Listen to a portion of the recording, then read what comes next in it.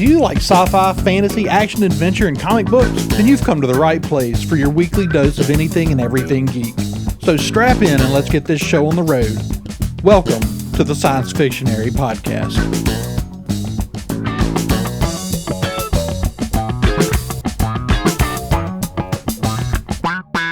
Welcome back to the Science Fictionary Podcast, presented by thesciencefictionary.com. I'm Andrew, and I'm here tonight with Marisha. Hey, everybody. And David. Hello. And we're continuing our Pillars of Fantasy discussion. If you didn't catch it, you can go back, check out some of the last few episodes and catch our Pillars of Sci-Fi discussion. And we just started the Pillars of Fantasy. We did the literature category, and now we're moving on to television, which has turned out to, I want to know how y'all feel about this. I think this was the hardest category we've done yet. Definitely. Yeah, I think so. And I've actually come to a lot of realizations. I've got 2 or 3 articles that I'm kind of starting to try to flesh out for the website, so keep an eye out for those. But as I've realized that even though fantasy is much older as a construct, a storytelling construct, there seems to be, and I think I've always kind of known this, but I think I've finally kind of put my finger on some of the things that, realizing that fantasy storytelling has remained for children, primarily for children, for most of its history, especially as a modern genre, history, especially as a genre proper. Well, I mean, even going back to the 1400s, it's fairy tales and some folklore, but still mostly geared towards young readers. Ever since it's been written down. Right. Yeah. I think that doing this has helped me really hone in on the differences between fantasy and science fiction, and really discovering that the only real difference is that in one, the things that are going on are predominantly explained by science, and in the other, predominantly by some mysterious force or magic. Mm-hmm. You can tell the exact same story, and if it's like aliens, then it's sci-fi. Right. But you can tell a lot of stories, and I think one of David's favorite video games is a good example of this, is Mass Effect. Mm-hmm. Mass Effect began its life as a Star Wars game. Mm-hmm. It began its life as a fantasy game. They switched it over, explained the Force with science.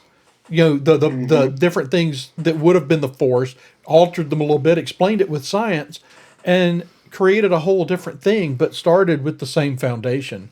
And yeah.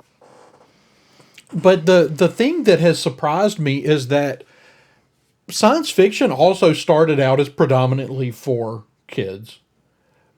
But but it moved to for adults also way faster than fantasy did. That was initially surprising to me until I kind of like worked out some things. But TV seems to, I don't know about y'all's list, but a lot of the things that I pulled that were influential fantasy TV series, they're animated.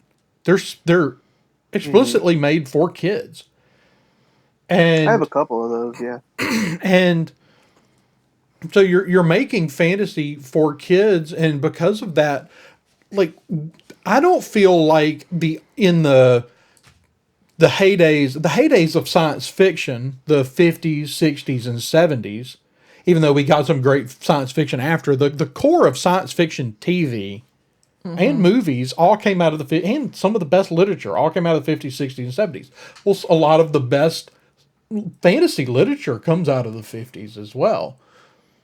But you got tons of science fiction TV and very little fantasy, almost no high fantasy TV. Yeah. Yeah. And so it's kind of just an interesting thing when you look at it. And what I think I've realized is that while science fiction, even though we're getting great science fiction now and maybe kind of in the beginning of a new golden age of science fiction, we're really in the first golden age now for fantasy storytelling on TV. Yeah. That's true. Ushered in by Well, I mean, Game of Thrones has played a big role, but I mean, there are other things that, at least to some extent, I mean, you can kind of throw The Walking Dead into the fantasy category, Yeah. and But as far as high fantasy on TV, after Game of Thrones, there was like a huge rush for everybody to kind of like, oh, wait a minute, high fantasy can make money on TV, not just on movies. Right. Then now there's this huge rush of everybody trying to adapt every fantasy work of literature ever. Yeah, and that's the thing, because like before Game of Thrones, what would happen is they'd make a fantasy show, and it would last like a season. Mm-hmm. Because it didn't make enough money to get enough views, or it'd be like the show Merlin, where like, oh, it had 4 seasons, but like with 10 episodes, and like wasn't really that big of a deal, and probably would have gone for more if it wasn't actually successful. And you're right, like The Walking Dead, you could consider kind of fantasy. To me, Walking Dead's very sci-fi because it's all explained with science. But I see where you're getting at, where it's like these sort of like more unrealistic elements, you know what I mean? Like, I think a lot of the most popular TV shows ever are firmly set in the real world with very real characters and very real things. right. Like Breaking Bad, Mad Men, The Sopranos, all these big TV shows that are often considered the best TV shows ever. They're all real world based. It's very rare that you get even like science fiction big TV shows like that. Well, I mean, we discussed that before. There are plenty of science fiction TV shows, but you're right. Like before things like Walking Dead and Game of Thrones, TV strayed away from fantasy. I guess it's maybe because it's really expensive to produce. Sometimes. I mean, I think it's a lot more expensive than real world. You know, you have to, if you have fantastical creatures, you have to either, get the prop shop to build them, a la Jim Henson, or you have to do them digitally. Or you just have to put people in costumes and just suspend reality and be like, yes, that's Robin Williams dressed as a frog. Just move on.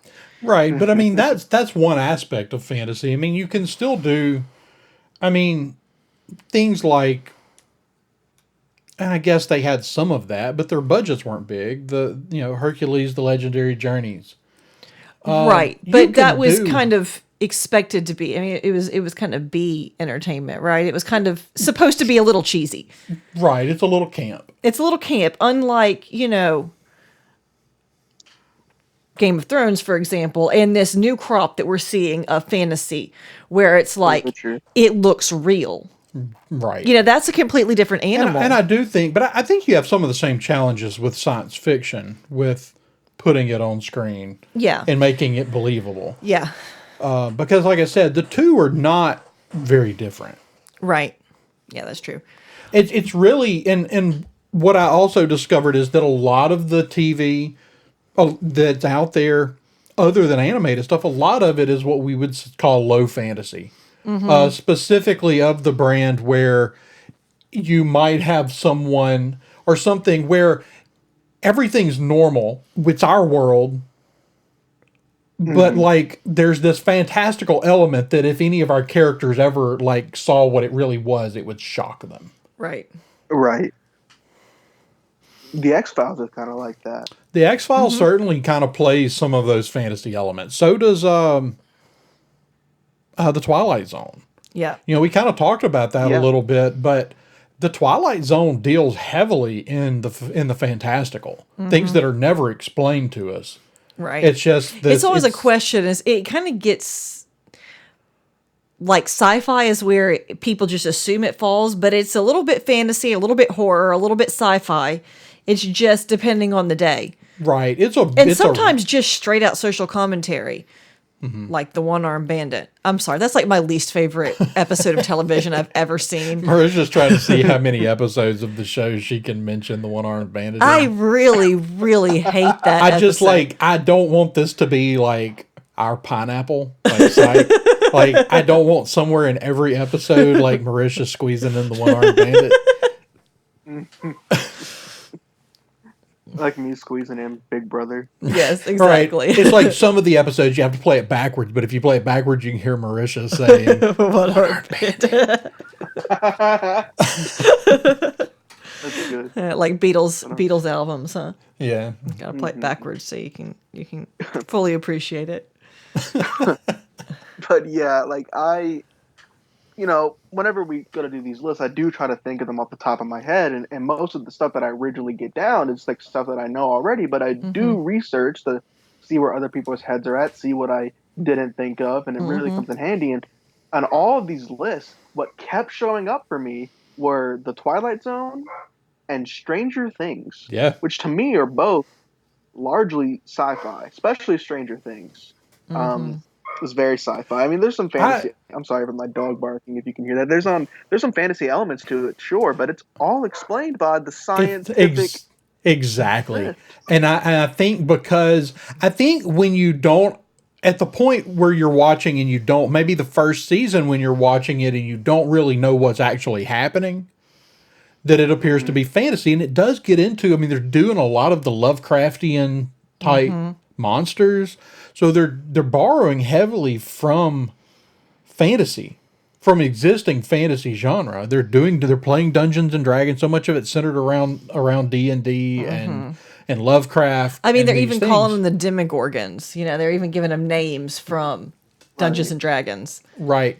So, but like David's saying, yes, but once you get far enough into it to realize that someone through science has created this rift or opened this rift between worlds, and suddenly science is thrown to the forefront, and when science is pushed to the front, that's the dividing line between fantasy and science fiction.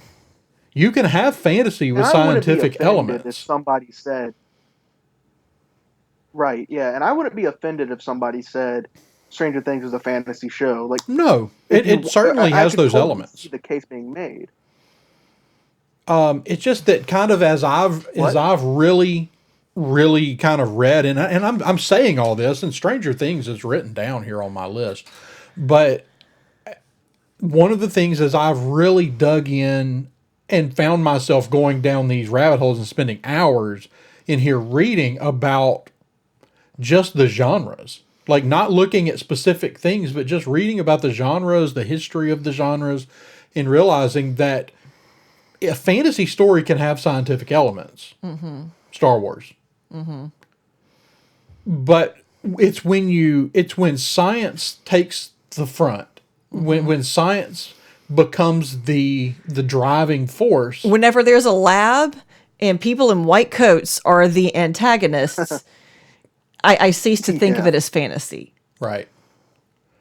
Yeah. But yeah, I mean, there are still lots of fantasy elements in Stranger Things, and it certainly pays homage to a lot of fantasy storytelling tropes. So in some ways, maybe it's one that kind of blurs the line. I mean, you could make the argument that yes, the science fiction elements open the rift between the worlds, but the two different coexisting worlds is really a fantasy plot device. Yeah, because it's That's a not. good point. It's not like your typical science fiction. Because they didn't fantasy. create this other world; they just opened a doorway. Right. I mean, but you see that plot device in science fiction a lot: parallel dimensions, parallel universes. But it's a weird kind of. It's not like, a parallel universe where, we never discovered nuclear fusion. It's a parallel universe where there are monsters, but there's still that video store. So it is. I could definitely kind of see it coming from both ways. But like I said, whenever you start seeing people in lab coats, and government conspiracies, it's really hard for me to think fantasy when I see it. And I think the reason it's so difficult to nail Stranger Things down is because in so many ways it is an homage to all these other things. Yeah. It's an homage to thing. Do what?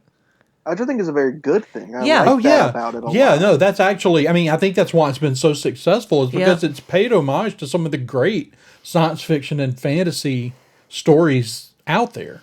As well as just kind of your Goonies-esque adventure. Or your 80s style action adventure, which is, really kind of a play on pulp adventure stories. And so, yeah, it kind of borrows from some of the best things out there.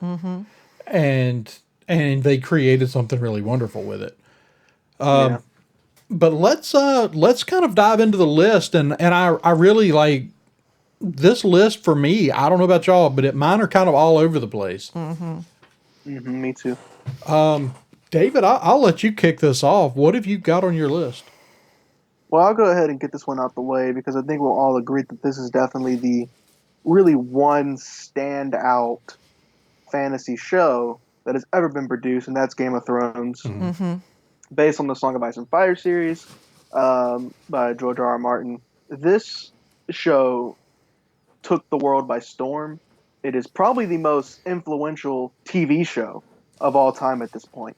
The way that it has blurred the lines between television and film, especially at those last few seasons with that huge budget and the dragons and the sci-fi. I mean, it was... Other than the last... I mean, I hate the last season, but I can't argue that the quality of, the visuals and besides the Starbucks cups and water bottles left on set, was just out of this world. I mean, it was, I think, the Battle of Winterfell was the most expensive battle ever produced, or it was second to the Battle of in the Two Towers, Helm's Deep, the Battle of Helm's Deep. So, but yeah, Game of Thrones, is a fantastic show for the most part. I hate the last season, but okay, it's a fantastic show. Wonderful fantasy elements, high fantasy elements, but also being really serious and political and very sophisticated and adult. We were talking about a lot of fantasies made for kids. This is very much made for adults. Yes. It's one of the best shows, one of my favorite shows of all time. And because of this show, we're probably going to see within the next 5 to 10 years, way more high fantasy shows. We're Absolutely. already seeing that. Yeah. The Witcher exists. The Witcher show on Netflix exists because of Game of Thrones. Absolutely. So it's hugely influential. It's the one fantasy show that has really broken through and reached such a huge audience of just the general public, and is really the only high fantasy show that I have on my list that even exist. High quality high fantasy show, I'll say. Right. Yeah, there are a few other high fantasy shows out there, but with very mixed success. Like you said, that lasted 1 or 2 seasons. Right. Yeah. I mean, and I think you're right. I think whenever you think fantasy television, I mean, Game of Thrones is... I feel like Game of Thrones did for television what Lord of the Rings did for fantasy movies. All of a sudden, it was there's real money to be made here. It would they could finally do justice to the source material, which is why the Tolkien estate had never allowed Lord of the Rings to be adapted live action previously, because they didn't want stupid looking Lord of the Rings out there. Whenever they did it, they wanted it to be convincing as real, and it did, and it changed. It completely changed film, in the same way that all of a sudden Star Wars, all of a sudden, then it was sci-fi just exploded. And I think that it's proving that Game of Thrones has done that for... I mean, Game of Thrones, not only did it all of a sudden make fantasy a relevant genre to tell on television, it completely changed the attitude towards, like you said, kind of blurring that line between television and movies. All of a sudden, people are throwing movie budgets at television shows, and it shows. Right. Does it ever show? Like I said, speaking of not for the children, we just finished watching A Brave New World, and the amount of money that they threw at that show is ludicrous. It had to have been. But it is, I mean, I feel like you can't really even compare a lot of TV shows, especially like short run TV shows, in a post Game of Thrones world to anything that went before. It's like comparing movies and TV shows before. Mm-hmm. You're right. It's premium. The advent of premium TV has really changed the game and really created a third category. It's when you see these things going up against regular TV for award show, for awards. Yeah, It's like that's really not even Not fair even to. fair. it's like, when are you going to create? Like, at some point, you have to, like, especially since now more and more companies, everybody's jumping into the premium TV game now. And so eventually, I do think you will see that evolve into a third award grouping. Category, yeah. And I'll be curious to see what they call it. Because I'd imagine it won't be premium TV. No, but I'm wondering who or what they'll name the awards for, because you almost The Benioff and Weiss Awards. I mean, you say that kind of jokingly, but seriously, they weren't really. I mean, there were some other premium shows out there before, but not like that. not like that. And honestly, I think even Stranger Things, we talked a little bit about Stranger Things. I think even Stranger Things kind of, in some ways, rides the success of Game of Thrones, because it's like this big story. Well, as opposed to like, we're going to tell, this week's episode of, it's different. Right. Well, it's one of these things where you're talking Game of Thrones. I mean, it just ended like a year ago. Mm-hmm. Yeah. And how many seasons did it run, David? 8. Ran Eight. 8 seasons. So you're talking about something really, really recent. And we're talking about the pillars, the things that built fantasy to what it is now. But when you talk the TV genre, even though it just ended last year, it's already influencing the way that TV shows are made. Mm-hmm. And you don't get Brave New World if there wasn't a Game of Thrones. You don't have Amazon running out and buying the rights to The Lord of the Rings. You don't have Foundation. Right, which even though that's sci-fi, you still don't get that. Yeah. So yes, I mean, even though it's new, it is already, and that says a lot, that within years, it's changing the face of TV making. And yeah, it's definitely... If nothing else makes this list, it's got to be that. Right. Mm-hmm. The other thing about Game of Thrones, and the reason it's on my list and it's important, when I look at my list, Game of Thrones is probably like just the best TV show out of all of them. Like the best story, characters, acting, world. I love it. It's just a really great show. It's incredible. And that's why, and it probably got so many people into fantasy ideas and wanting to see more of that. Yeah. Yeah, well, and it did fantasy and said, look, it doesn't have to be just for kids. Yeah. It took books a long time to do that. And even though there were TV shows that were more or less for adults before, this was the first one that really took it and said, look, your kids can't watch this. Yeah, you can do grown-up fantasy. And it also hit at a time where the adult generation was accepting of it. Well, I mean, the thing is, people our age, we saw Lord of the Rings, not to harp back on the same thing, but it all ties together. We saw Lord of the Rings in the theaters whenever we were either in our early 20s or young adults. Andrew and I, not you. You were like not born, but because David's our baby. But for people who, who are adults whenever Game of Thrones came out, we were the people who were watching Lord of the Rings in the theaters whenever we were David's age. It was formative for like, this is what entertainment is. And so now it's like it grew up.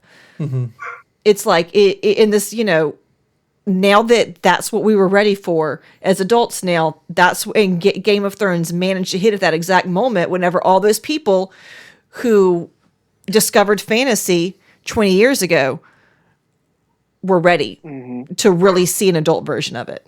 Yeah. Yeah. And what's funny now is that me as like I was probably like, I think I was 16 when I started watching Game of Thrones. I discovered it like when it first came out when I was 12. My dad had the sense to not let me watch that show. When I No. was 13, he let me read the books. He was like, "I'll let you read the books," which are just as graphic, if not more so. I was Yeah, this is thinking. Marisha's Had over here he- going, what? Had he read the books when he Yeah. decided that was a good? Yeah. Yeah. I did not understand most of the words. Right. But, Right. It's yeah. when I started watching it, I was like 16, and so it's sort of is hitting that same mark of whenever y'all were, Right. young adults seeing Lord of the Rings for the first time. I was a young adult seeing Game of Thrones for the first time, and that has now influenced how I view fantasy and television and entertainment. It's a benchmark that I'm gonna hold it to everything to, in the same way that Lord of the Rings kind of influenced y'all, I think. Yeah. Yeah. And probably my whole generation of people are like, everybody I know watches Game of Thrones. All right. Well, that's we kind of spent a long time on Game of Thrones, but I really think that was one that warranted Yeah. the Absolutely. conversation. A lot of these others probably aren't going to warrant the Quite so much extended conversation. But Marisha, I'm curious to see what your first. Okay, entry is. so David, you've probably never even heard of this. I don't even know if Andrew's heard of this because I think it was a thing that mostly little girls watched. But in the 80s, fairy tale theater. And basically it was like, this is an excuse for famous actors to show up in fairy tales. Most famously, Robin Williams as the frog in The Frog Prince. Okay, so that's what you were talking about earlier. That's what I was talking about, yeah. Watching it now as an adult, it's like, that is weird. It is so weird. But in the same way that, like you go to a theater, right? And you obviously don't have CGI for your talking frog. You just have somebody in a green costume. So it's very much that kind of tradition where, you kind of suspend reality. It's very, very stage kind of feeling. But yeah, that's my first selection because it was really one of the first times that fairy tales were sort of, and the show ran for 5 seasons. So it was pretty successful. Like I said, I'm pretty sure that, what's his name? The gray-headed guy who's been gray-headed since he was like 20. Steve Martin? Steve Martin, yeah. I'm pretty sure Steve Martin was in an episode, so people like that kind of showed up in the show. But that's my first selection is fairy tale theater. So, Okay. Yeah, it's not one, I am familiar with it, and I have seen the Robin Williams episode. we used to Because watch, there's very little Robin Williams, anything that I haven't watched. right. We would rent the VHS tapes from the library when I was a kid. Okay. That's how I found it. I imagine a lot of other people did too. It was the sort of thing that libraries thought was constructive things for children to watch. All right. So my first entry on the list is going to be Bewitched. Bewitched, David, have you ever watched Bewitched? I have not watched Bewitched, Are but you I from- did read about it doing research for this. You've never seen, okay, so it's like I Love Lucy if Lucy is a witch, basically. Kind of, Yeah. that's what it looks like, yeah. she's not quite, It's a little less comedic. it's a little less comedic, but she kind of More manages Donna Reed. Okay. But she kind of manages to land herself in situations in Right. much the same way that Lucy does, Yeah, I mean, and her it's husband certainly a comes home from sitcom. work and I is Love like, Lucy. oh, come on now. Are you serious? I'm joking. Okay. I'm joking. I know what I Love Lucy. All right. I really did I knew think that you, would I really pull did that think you were reaction pulling my out of leg. you. You thought you did. Congratulations. You got a reaction out of me. But no, that's why I said Lucy, because, it's a pretty common cultural touchstone. Everybody Even my knows kids that. know who Lucy is. Right. But Bewitched, it's kind of that quintessential low fantasy story that I was talking about where, your main character is a witch, but she can't let anybody know that. And it kind of turns out that part of the story, part of what they were really telling a story of was like not being able to be yourself and having to hide who you really are. But in the story, they, it's this element of magic that's thrown into everyday life, and it's hidden from everybody. But when it comes out, when it's seen, when real people see it, it's always shocking. It's not supposed to be there, and so it's a simple fantasy element, but I would say has probably had a strong influence on things like Sabrina the Teenage Witch, and Charmed, which is all the little witches shows in the 90s. and a lot of the things that probably honestly led up to Harry Potter. I think so, yeah. Not that this might have been one of the original things. It's not like Harry Potter's directly. It's not a ripoff, but it's definitely similar. It's kind of, if you carry Bewitched to its logical conclusion, if there's, one of these people and her mother's this way and her daughter's this way, well, then who else is this way? And what if they had their own culture? And then you blink, Right. and then you've got Harry Potter. And so you've got this show, simple fantasy elements, but back in 2002, TV Guide named it one of the 50 greatest TV shows ever made. The same publication at some point in time had named one of their episodes one of the 100 greatest TV episodes ever made.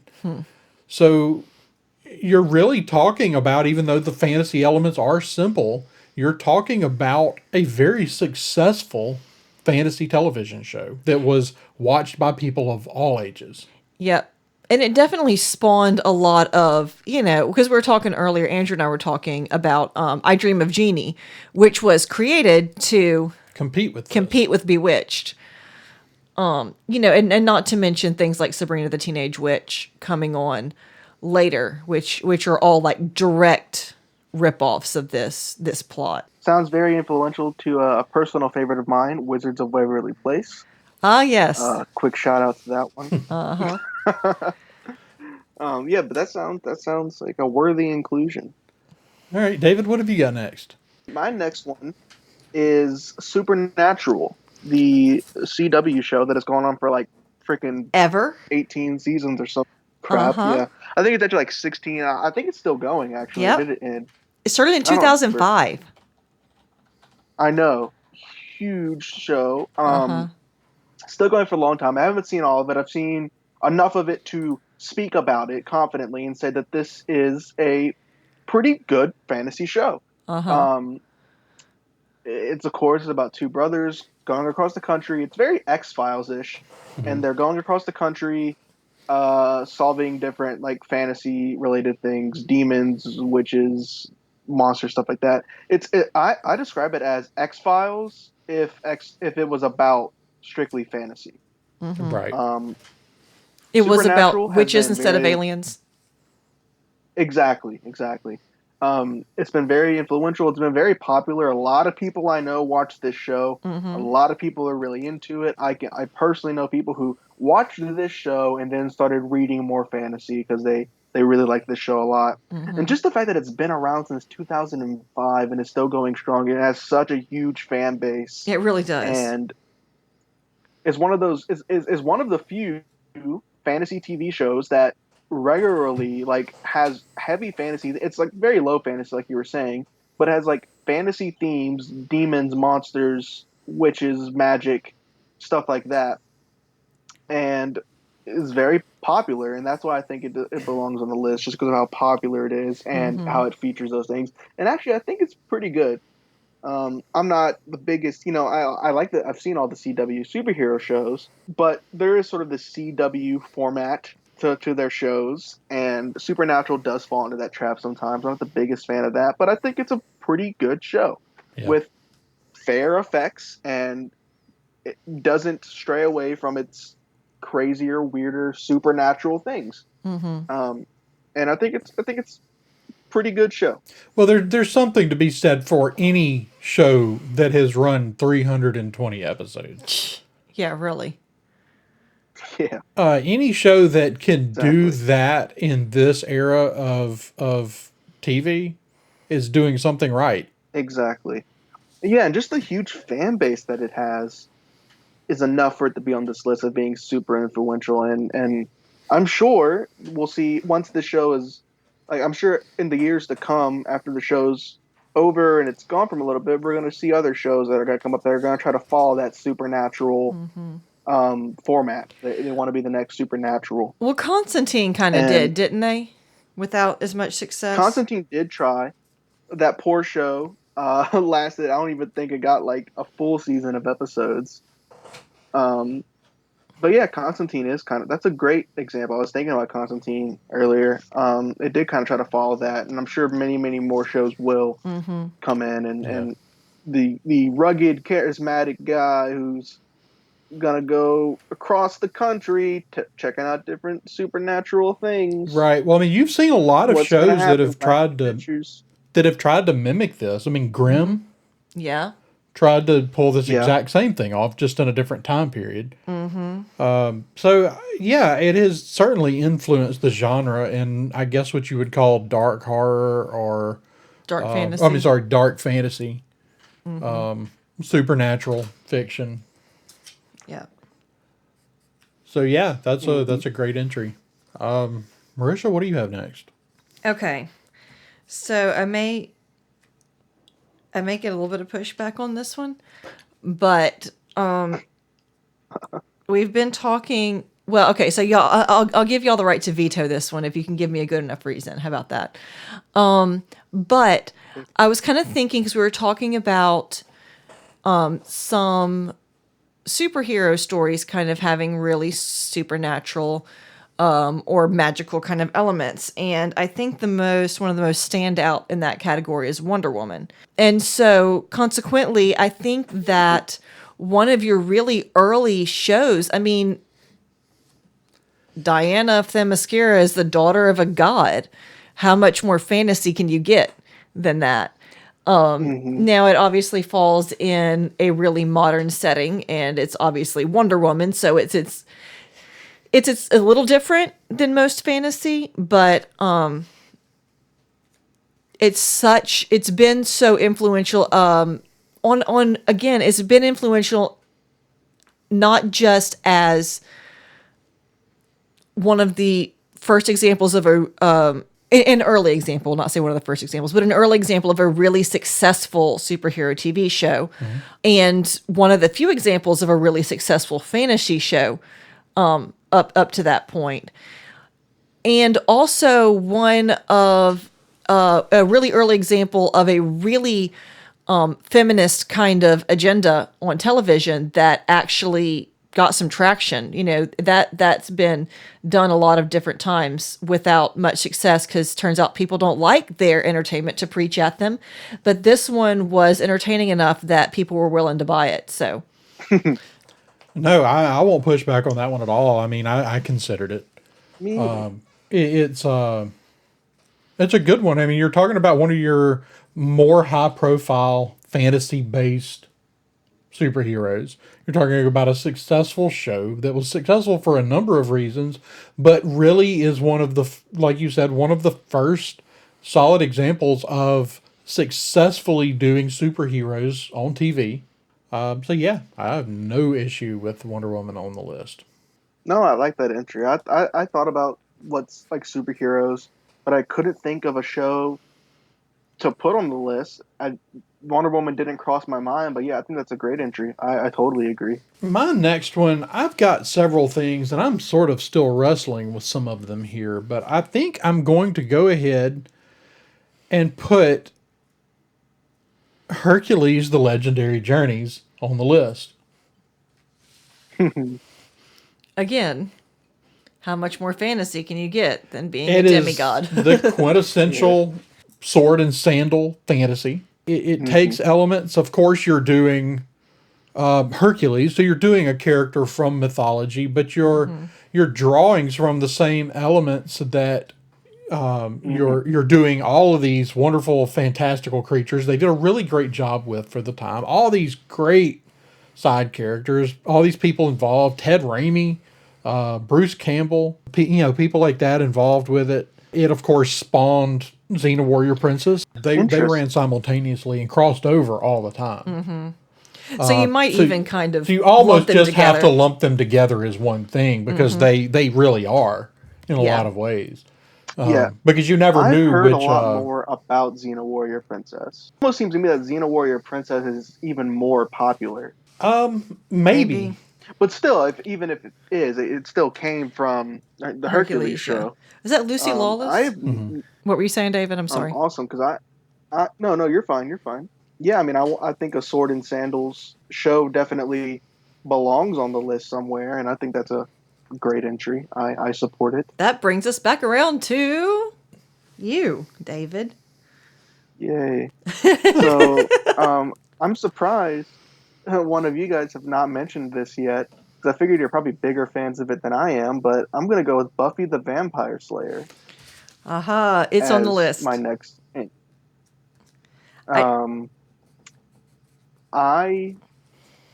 This is kind of in the same vein as a Supernatural kind of show. I kind of get the same vibes from them both. It's like the proto-Supernatural. Like yeah, exactly. It's like a proto. I mean, I like this show better than I like Supernatural, though. But this was probably a better show. Almost in a way, if we ran out of space, which I don't think we're going to do on this list, but if we ran out of space, I'd happily take one of them off because it kind of feels the same genre. But at least when just going through shows that I know that are fantasy, because I had to do a lot of research for it because there really aren't that many standout fantasy shows. Right. This was the one that actually just instantly came to my head. Of course, Joss Whedon. Right. One of his more popular shows has a huge fan base, just like Supernatural, like I was saying. Huge fan base. Spawned another show, Angel, which I don't think is nearly as well received as Buffy the Vampire Slayer, but it has its fans itself. Still has a very rabid fan base. Really? Yeah. I don't really know. I don't think I ever saw Angel.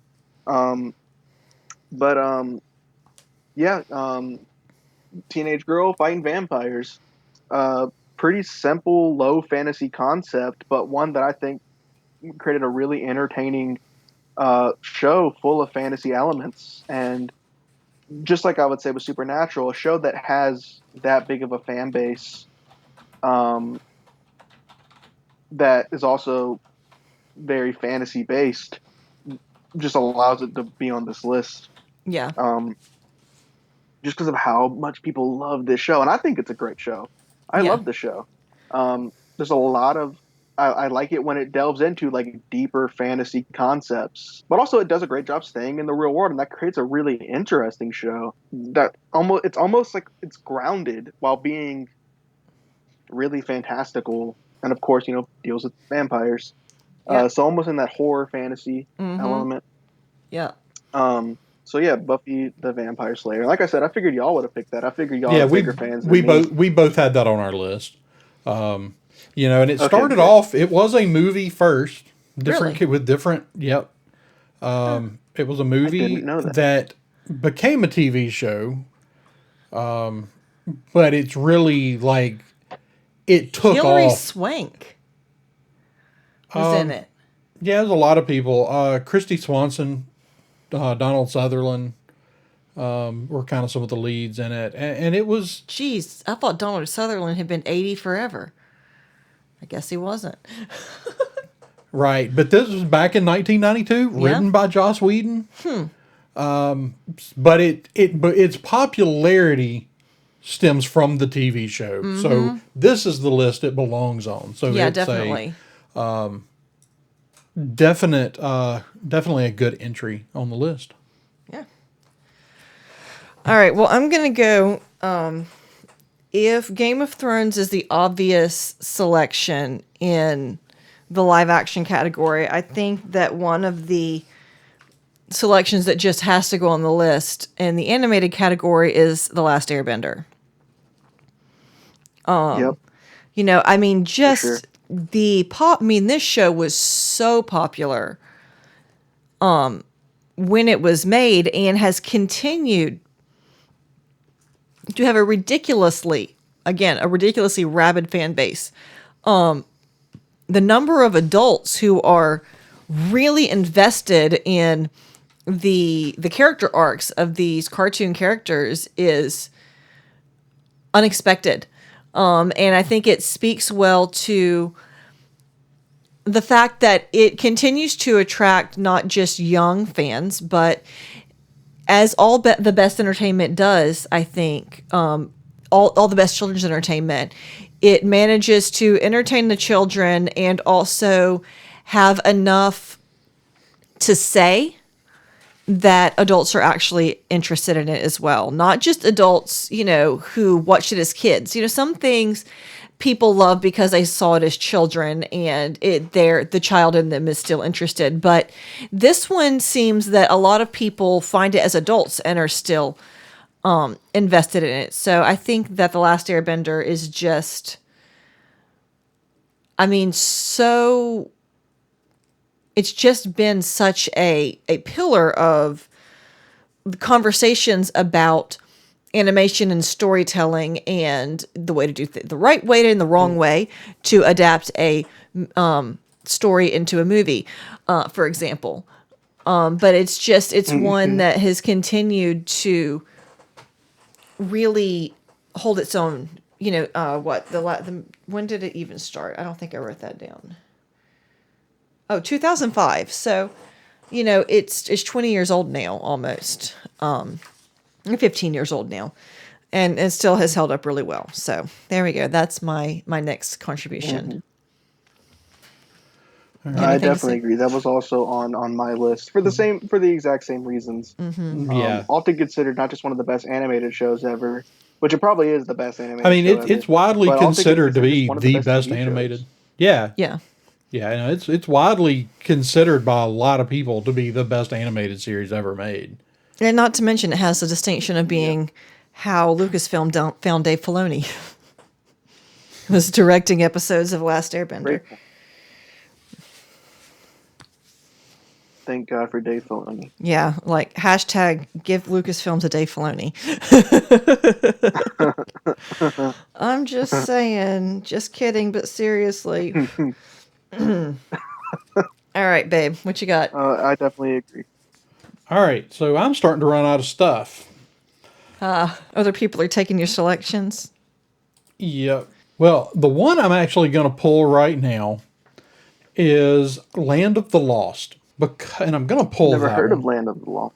I'm going to pull Land of the Lost because we don't have anything else that fits in the Lost World genre. Mm-hmm. It's a Lost World or an alternate universe where they were able to pass from our world into this other realm, where dinosaurs still exist. It's a family. It was a kids show, but they are trapped in this alternate universe that's with dinosaurs and primate-like humanoids and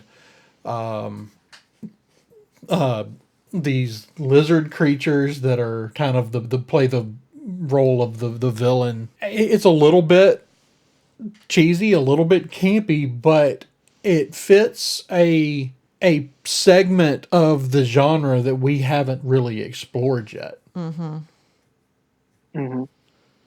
Where we've passed from Earth, we've passed from our realm into this other, this other place, this other world. And so for that reason alone, I think Land of the Lost belongs on the list. There we go. And it was a short-lived. I mean, it's a lot shorter lived than some of these other things that we've talked about. But I do think that it played an important role in developing that type of mythology. I mean, we see a lot of that stuff now, passing between dimensions to other worlds and Sliders and Sliders even did episodes that were basically this. Yeah, Sliders is one. Where do you put that?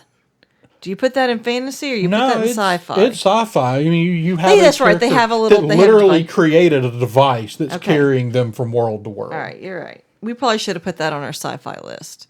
TV was so hard for sci-fi though because there was so much. Yeah, it was. And Sliders is one of those that it probably should have wound up on our TV list for sci-fi, but at the same time, even though Sliders has a lot of very unique things, it's still derivative of true. some other things like Star Yeah. Trek in a lot of ways. Or Quantum Leap.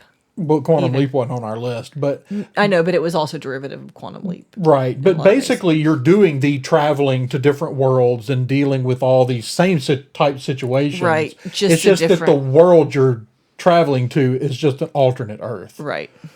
So that's why it wasn't one of my 4. Now, if Yeah. we had done what we did with this list, where we had said we can go up to 20, Right. It would have made then it. it would have made it on the list. Yeah. But Land of the Lost Yeah. is my entry. So back to David. You know what? I'm going to do this next entry because I have a suspicion that I'm the only one who would have this on my list. So before I say it, I have to ask a question to the panel. Can you name a TV show based off of King Arthur? Merlin. Or that And is terrible that the only one you can think of? Camelot. They did Right, Camelot. there's Camelot. That had like 1 season. It was bad, right? It was so bad. I hated it. I think my dad actually loves that show. Right. What about you, Andrew? Can you think of any King Arthur show? I'm not off the top of my head, no. Which is why I actually would propose to the list we put on Merlin, like Marisha said. It's really the only, and this is surprising to me, and I wonder, I couldn't even find if any more have been made. It is the one of very, very few shows that has been made about Arthurian legend, and it's easily the most successful of the ones that were made. Mm-hmm. I believe it had like 4 or 5 seasons, not a whole lot of episodes in each season, like 10 to 12 episodes each season. Right. It was pretty low budget. I actually have seen the whole show, and I do enjoy the show a lot. Uh-huh. I think it's a pretty good show. It is about a young King Arthur and a young Merlin, young Guinevere, and it's sort of the origin story of that. And very low budget. Arthur literally wears the same 3 outfits the entire show He does. because they couldn't afford anything else. Yeah, but Chainmail's I thought it was- expensive. you're right. Yeah, exactly. Yeah, but I thought it was pretty good. I liked it. It was one of my first ever things I've seen about Arthurian legend. Whenever I watched it, I mean, other than like the Sword and the Stone, like the animated stuff, this was my first real introduction into learning about who is Guinevere, what is Camelot, learning about the character of Merlin, Lancelot. That was my first real introduction. I'm sure it was for many people probably. Mm-hmm. And I did really enjoy the storytelling in the show, and I enjoyed the characters and seeing the developments there. And it's easily the most successful King Arthur show that has been made. And King Arthur is such a big deal in fantasy by itself that Right. I think that Merlin belongs on the list just for being the only successful King Arthur show Yeah. that has been made. And Yeah. for probably introducing plenty, I mean, it introduced me to Arthurian legend. Right. It probably did plenty other people. Right. No, that's definitely a good entry. It's one of those shows that, I mean, it was very popular when it was on. Like, I watched it and I liked some of it, some of it I didn't, but as far as successfully doing Arthurian legends on TV, it's really, even just kind of glancing, just like pulling up all the series done about it. I mean, there are a few others, but they all look to have been pretty bad. Camelot. Yeah. So, like, why would you make Arthur such a whiny? Oh yeah, that's the what? one I wouldn't watch because Arthur was so whiny, wasn't it? Yep. I watched one That's episode funny. and was like, nope, not watching that. Arthur's all sleeping with somebody else's wife. It's like, no, you like miss the whole point of like the whole like we've got honor and she. Yeah. Well, you missed the whole point of the once and future king here, like who he's supposed to be. Yeah. So yeah, Merlin's a great entry. Marisha, what have you got next? All right, next, let's see. De-dum. I've got to decide what direction I'm gonna go here. Hang on. All right, so there are a couple that I really have a hard time gauging how popular they actually were, because I watched it, but I can't figure out how many other people watched it. That's always kind of my problem. I'm not gonna lie, like my list is running kind of thin here. Okay, so one that kind of came to mind,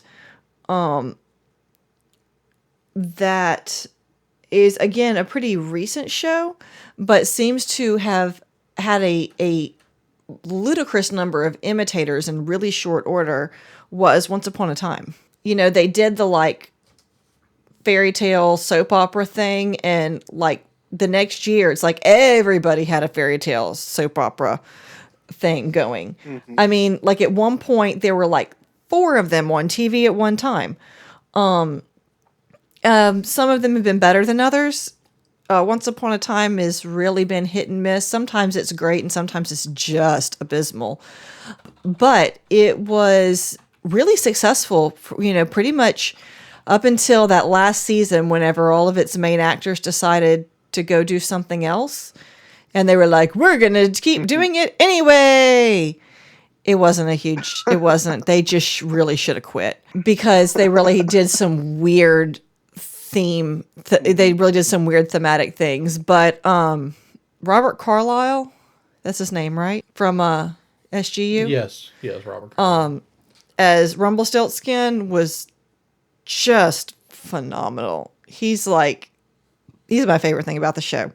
In fact, I started watching the show initially because he had just been on a Stargate show that got canceled. And it's like, but now he's Rumpelstiltskin. And it was like, well, I'll watch that. And he was phenomenal. Everything else on the show was kind of hit or miss as the series went on. But like I said, it has proven to be really influential in the number of, it's like, it started the rush of like, let's recast fairy tales as soap operas, which I really feel that fairy tales are better not as soap operas. But it's really just become I mean, you can't walk through a young adult section without seeing fairy tale soap opera fiction like just crawling off the shelves.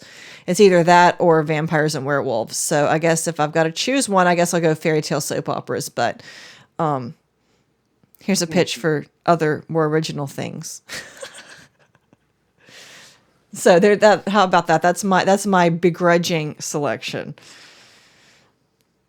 Yeah, I had that on my list also, and it's sort of in that same vein to me as something like Supernatural, or like Buffy the Vampire Slayer, where it's like it sort of feels that same tone of fantasy, but just has such huge fan bases that we have to put on the list because of how many people probably are like fantasy fans and don't even realize that they're fantasy fans, right? Because of that show. Yep. I think Andrew gave up on it whenever Hook was turned out to be the hero and Peter Pan was the bad guy. Like whenever Peter Pan was the bad guy, Andrew was done. He was like that. Spoiler alert, if you hadn't seen up to like season 3 of Once Upon a Time, Peter Pan's the bad guy. Yeah. One of the bad guys. That's funny because that's like the one episode. That's like the one arc of that show that I watched was all of that. And I liked it because I'm like, oh man, look at Captain Hook. He's so cool and edgy. But also I was like 15 or whatever. Yeah. So like, you know. The thing is I didn't necessarily have a problem. Yeah, I didn't necessarily have a problem with the Hook character. My problem was specifically with Peter Pan being the villain. It's kind of the same way. It's such a weird twist of who that character is. Yeah. Yeah, fair enough. Andrew doesn't really like his classic stories meddled with too much. He really, what you only did with the first season of Merlin, and you were like, I can't do Merlin and Arthur at the same time. He just couldn't even. That's fair. I mean, that's a problem I have with Merlin, to be honest. I watched a lot of that. My real issue was it was kind of like, and I didn't hate Smallville either, but it still irked me that like all of these people in the Superman story are all growing up in the same town and are all friends, and you know, Clark Kent and Lex Luthor are buddies, but So having a young Merlin who's just learning about who he is, like, I really think it would be really interesting to do a Merlin show and set it hundreds of years or Before 1,000 King years Arthur. before Arthur shows up. So that because that's Merlin's whole thing, is that he's been waiting for this king. Right. So Yeah.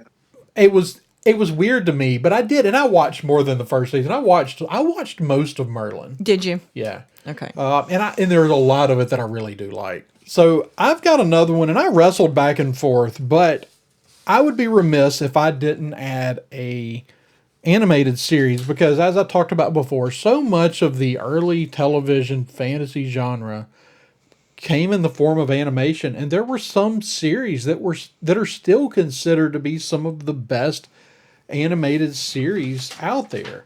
Gargoyles, Thundercats, Ooh, Dungeons and Dragons. I started to do Dungeons and Dragons, and the only reason I'm not is because if I do it, it's going to wind up on all 4 lists. Well, it won't wind up on the movie list, but that Dungeons and Dragons TV show from the 80s was really a big deal. But the one that I want to mention, because it was one of the most successful TV shows from the 80s in an era that really is the heyday of the Saturday morning cartoon. When so many of things like Transformers and G.I. Joe and really all of the things that shaped a generation to love science fiction and fantasy storytelling, you had He-Man and the Masters of the Universe. The quintessential sword and sorcery series. It remains one of the most beloved series. It's got elements of the story of a superhero, a barbarian. It's all of these things, kings and queens and castles and all of the elements of high fantasy. It might be one of the earliest examples of high fantasy on television. Skeleton Men. I'm a big fan of that. Yep. And you're talking about a show that has spawned multiple spinoffs, including She-Ra, as well as other He-Man stories that have come and gone since. Live action movie. That live action movie is so bad. But have you ever seen that? I have not seen that. With Dolph Lundgren as He-Man? Yeah, it's pretty bad. Ending up on our Pillars of movie list. Yeah. So they are actually, and it's one. Netflix is working on multiple He-Man projects right now, including a new animated series directed by Kevin Smith. Oh, I bet he was a big He-Man. And it's meant to be in the day. And it's meant to be I think it's a movie, and it is meant to be a direct sequel to the original TV series. Wow. That's kind of, it's kind of nice to see a sequel to the original series as opposed to like, we're doing it again. As much as I love something like Voltron, it's kind of nice to see not replacing the original well-loved series, even though like I didn't watch He-Man because again, we didn't watch those kinds of things in my house. And furthermore, it's I think I was a little young for it. It was really more in the 80s, wasn't it? He-Man? Yeah. 1983 is when the series first appeared. Okay, so yeah, I was, by the time I was born, I wasn't born until the end of 1986, so it probably wasn't really still doing much by the time I was watching TV. No. This was really, I think this was one that again, my Uncle Kevin was really into. Probably. I mean, it was like I said, in an era of really big, important TV series or animated television, it was one of the biggest. It also has some interesting history. It's like a lot of shows of the era, it began as a toy. Right. Yeah, I was about to mention. That show was a action figure commercial. Yeah, and a lot of them were. I mean, like G.I. Joe. G.I. Joe. G.I. Joe was that. Transformers was that to some extent. And I mean, it carries forward all the way up to things like Power Rangers. Power Rangers were just used to sell merchandise. Yeah. Especially once you moved beyond the original Power Rangers series. This one, actually, the toy had an interesting story where Mattel wanted to make Star Wars toys but didn't want to pay the licensing fee and started looking for things to compete. And this was one of the things they came up with. It actually, now that you say that, like, have you seen like the ridiculously buff Luke Skywalker action figure? Yeah, now that you mention it, yeah. That Yeah, makes it sense looks to me. like Right, He-Man is like a direct ripoff of like super Yeah. buff Skeletor instead Luke of Darth Vader. Skywalker. That's hilarious. I never would have thought that necessarily, but yeah, now that you're saying that, that makes sense. Yeah, it is kind of those same archetypes, isn't it? And that's what I wanted to mention about He-Man is like just the king of the archetype Right. of creating those archetypes like He-Man is. He is a walking, talking archetype. Yep. Barbarian, hero, strongman, can do no wrong, destroyer of evil, archetype, and it's influenced a lot of. I mean, everybody knows He-Man.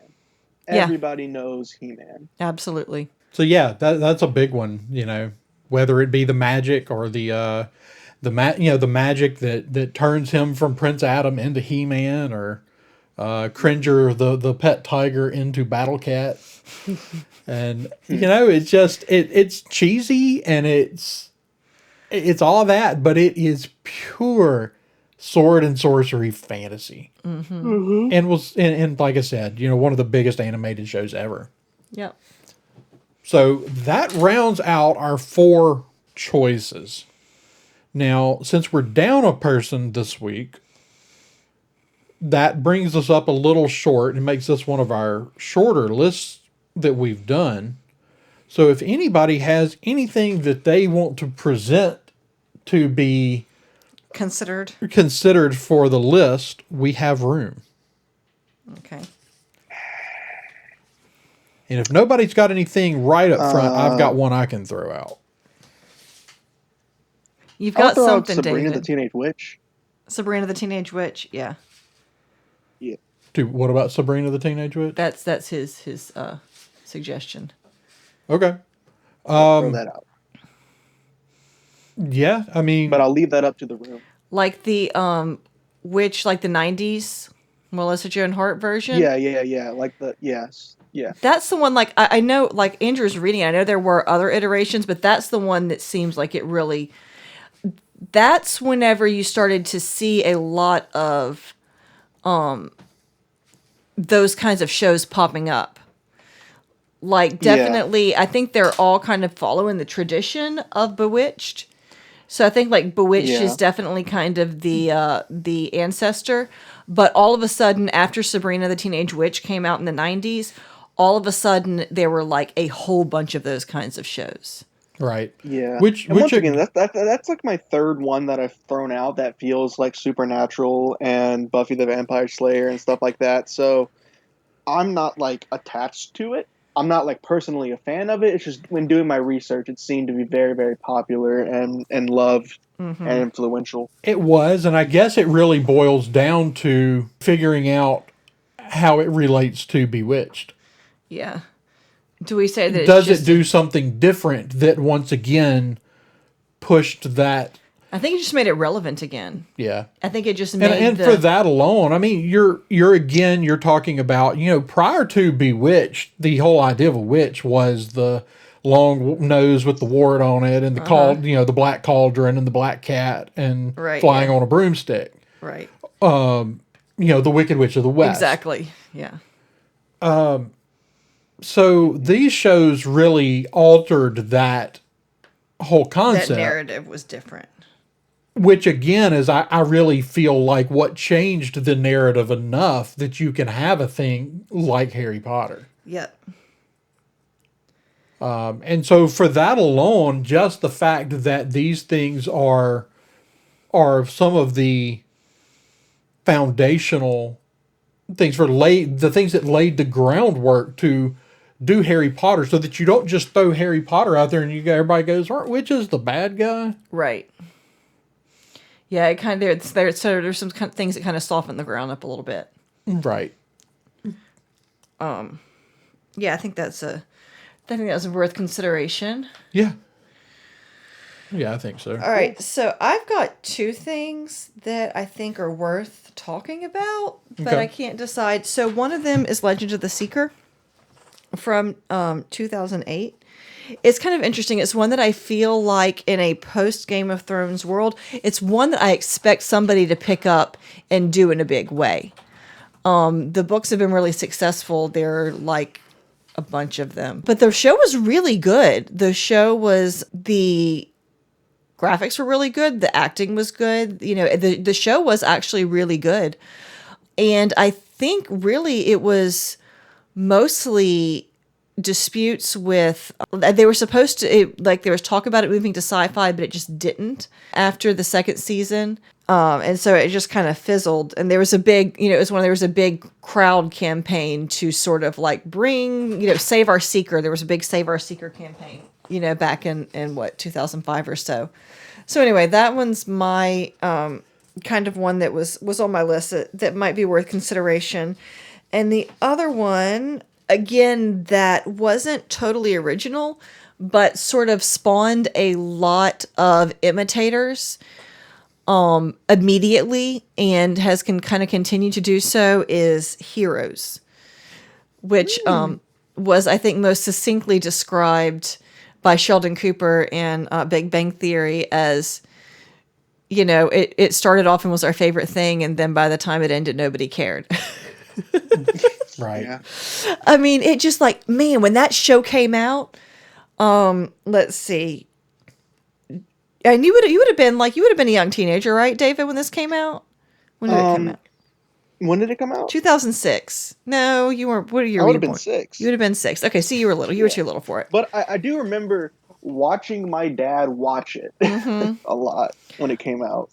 It was like, I mean, everybody was talking about Heroes. Mm-hmm. And again, sort of in the same way that, one of the shows I was talking about earlier, I don't remember which one, all of a sudden Once Upon a Time, all of a sudden there were 100 imitators. Heroes, I mean, like the next year, it was like this year of the superhero ensemble. The superhero ensemble that's like not the traditional like Batman, Superman together, and it's like it's a little edgier and darker, and weird, and it just got weirder and less good the longer it went.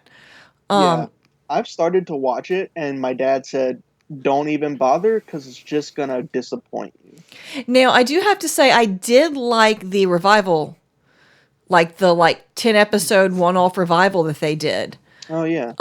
So it might be worth watching. If I were you, I would watch it until it doesn't get better. Okay, like when the point where you're just like, I'm tired of this, just stop. It doesn't get better. So the first season of it is really good. Yeah. But when you watch when it gets to the very end, you're gonna go, but wait, you didn't finish the quest. Mm-hmm. Like we set out with this thing that's the quest, that's the journey. Save the and you get to the end and you go, but how did you accomplish this? And it goes into a tailspin from there, and beyond there, some of it's good and some of it's really bad.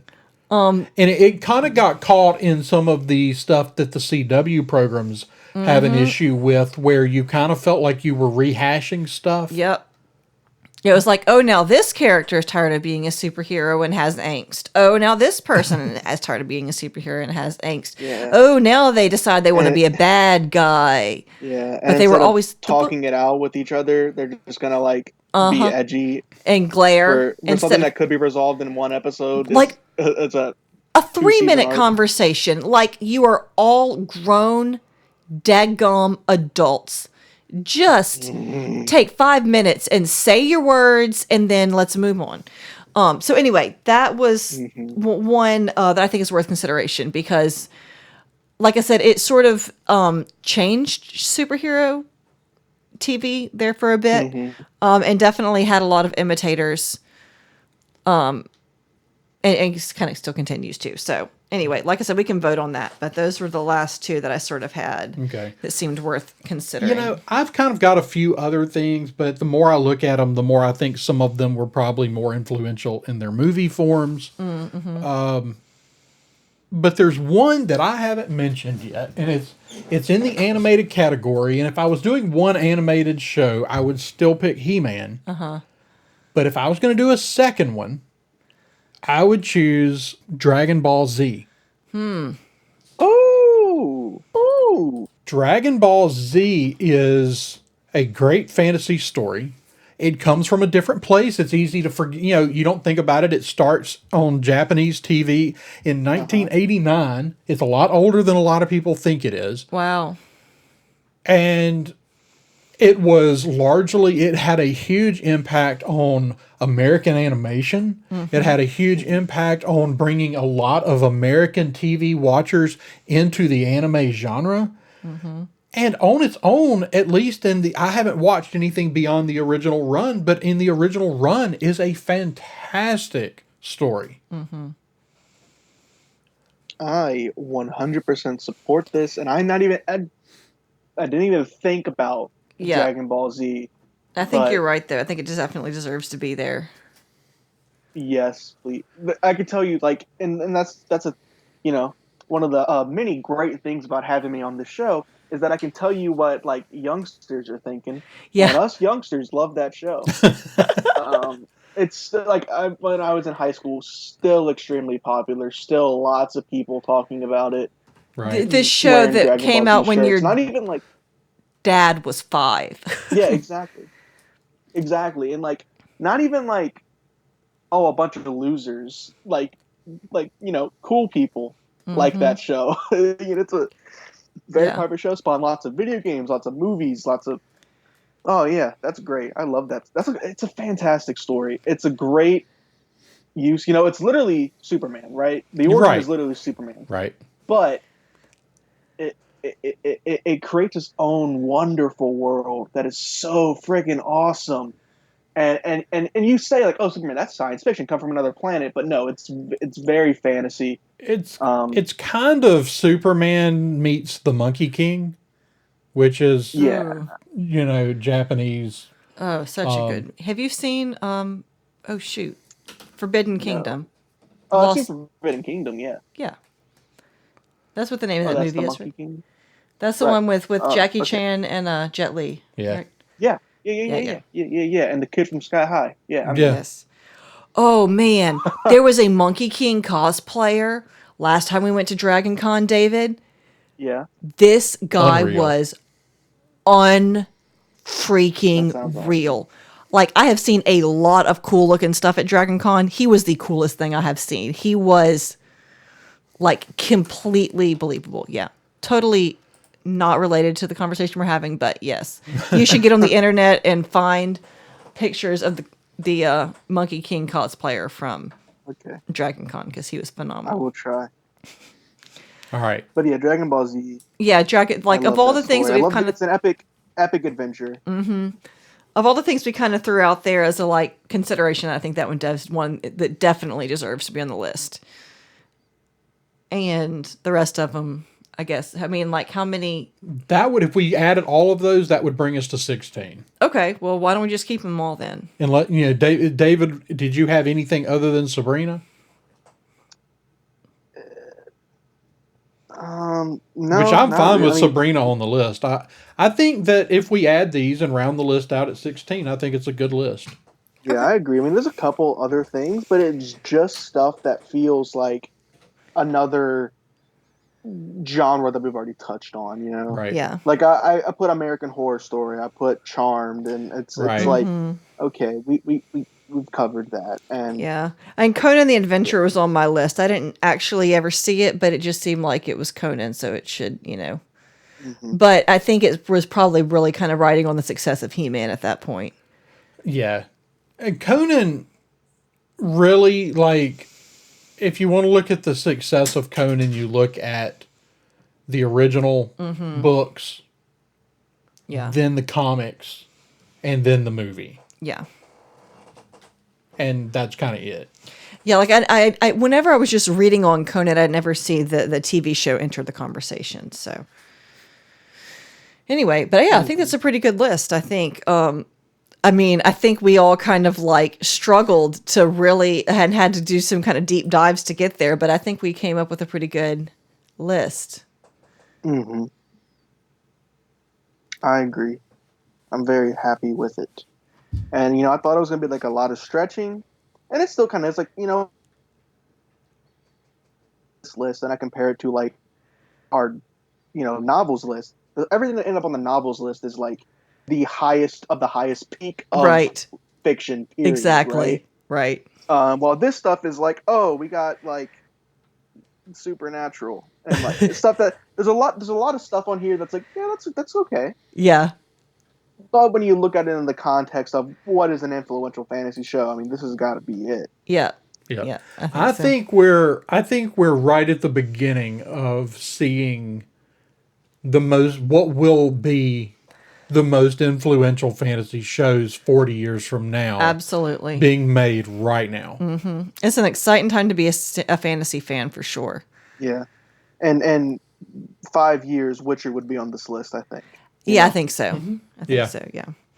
And I think a couple of things that we have not seen yet, but we'll see in the next year, will also be on this list. Well, I mean, we got Lord of the Rings TV coming, and they're really putting in the work. In a few years, Brave New World will probably be on this list. Foundation, I think, will probably, hopefully, be good enough to make this list at some point. Well, sci-fi, but... Okay. Well, Brave New World sci-fi, too. True. Yeah, I was thinking. So at some point, though, I think because like dystopian futures is like its own really different kind of category. At some point, I think we may have to actually do like just like have an episode and just talk dystopian futures, because it's so. I mean, it seems like it's like a thing, but I mean, like Hunger Games and Brave New World and what's the video game with the real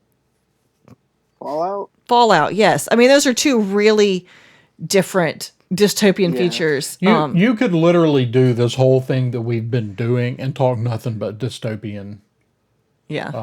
The dystopian genre. Yeah. Dystopian fiction. All right. But unless anybody's got anything else to add, that is going to wrap us up for tonight. I hope you enjoyed our Pillars of Fantasy in the TV category. Marisha, where can people find you online? You can find me on princessesandpadawans.com. Occasionally write a little bit at thesciencefictionary.com. You can find me on Instagram at princesses_and_padawans, and I'm P Padawans on Twitter. All right, David, where can people find you? You guys can find me on Twitter and Instagram at stay_creativedd, and on my YouTube page, Creative D&D, where I do podcasts, videos, all about nerdy stuff like we would talk about here. All right. And you can find me running the Twitter account for this show at sci_fictionary. You can find me hosting our other show every week. That's Coruscant Radio Underground, where we talk about all things Star Wars. You can find me on thesciencefictionary.com. And you can find this podcast, I don't know where you're listening to it now, but it's pretty much everywhere, including our YouTube channel, which has just been totally redone to make it easier to navigate. And coming very, very soon will be available on Pandora. Awesome. Other than that, you can find us as well as the rest of our Red 5 podcast family at red5network.com or at Red 5 Network on Twitter. And until next time, live long and prosper.